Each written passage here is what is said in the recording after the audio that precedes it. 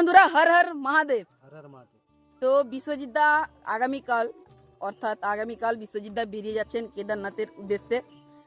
তো বিশ্বজিৎ দা, তোমার এক্সপেরিমেন্ট কেমন?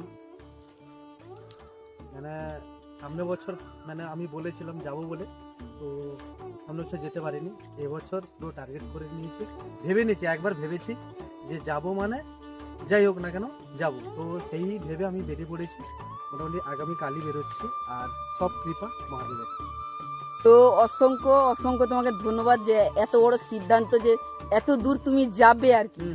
তো তোমার কেমন লাগছে বলো আগে? কেমন লাগবে? অনেক বড় সিদ্ধান্ত আমার কাছে, মানে অনেক বড় এটা পরীক্ষা বলতে গেলে মহাদেবের কাছে। তো এটা আমি দিতে রাজি আছি, তার জন্য আমি একদম প্রস্তুতি একদম পুরো কমপ্লিট। কালকে বেরিয়ে যাব, আর বাদ বাকি আর কেমন লাগবে।